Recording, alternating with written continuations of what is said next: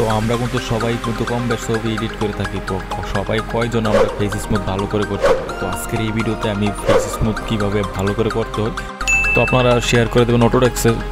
তো এখান থেকে সেটিং করে নিতে হবে। আমি যেই ব্রাশটার সেটিং করতেছি আপনারা সেম সেটিং করলে কিন্তু আপনারা কিন্তু স্মুথ করতে পারবেন।